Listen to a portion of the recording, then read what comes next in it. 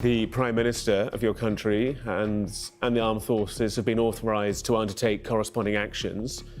What should we expect? What do you expect your country or military to do in response? So far, the Pakistan armed forces have acted bravely and with precision. In self-defense during these attacks, we downed 5 Indian aircraft.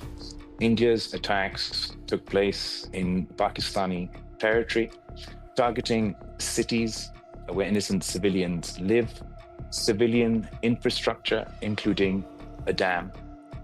Pakistan does reserve the right to respond at a time of its choosing, at a place of its choosing, and through whatever means it chooses to do so.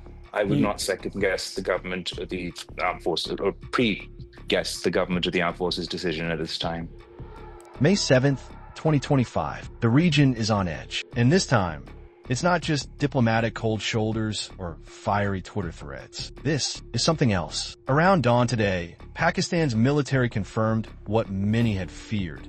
India launched airstrikes deep into Pakistani territory, targeting key locations in Kotli, Muzaffarabad, and Bahawalpur. And here's where it gets real. A missile struck the Subhanallah Mosque in Bahawalpur, leaving a child dead and 2 others critically injured. Lieutenant General Ahmed Sharif Chaudhry, Pakistan Army spokesperson, delivered a chilling message.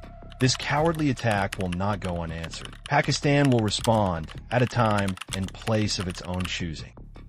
Pakistan reserves the right and will respond to this aggression at a time, place, and means of our own choice. He confirmed that the Indian strikes came from within their own airspace.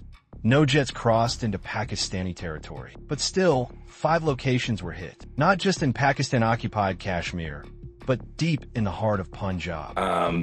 Let us be absolutely clear. This was an unprovoked, deliberate act of war by India, who launched missile, drone, and airstrikes into Pakistani territory. Over the past 2 weeks, Pakistan has been on the receiving end of belligerent threats by the Indian government. We have time and time again insisted that our hands are clean and offered an impartial inquiry to any and all accusations. Unfortunately, India rebuffed those offers by Pakistan and have chosen instead to target innocent civilians. Pakistan reserves the right under the UN Charter to respond.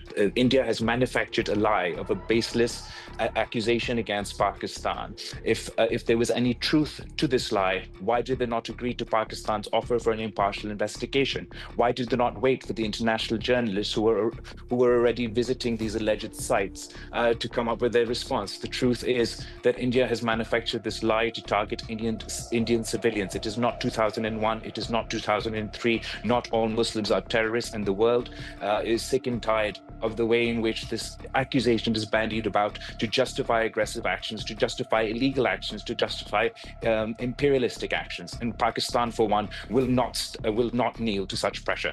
The world watches closely. The UN urges restraint. But on the ground, emotions are boiling, radars are scanning, and every move is calculated. India says it struck back for Pahalgam. Pakistan calls it provocation. Now, it's a waiting game, but the kind that plays with missiles, not words. The strike has happened. The warning has been issued. And as both sides lock eyes across the border, everyone's asking the same question.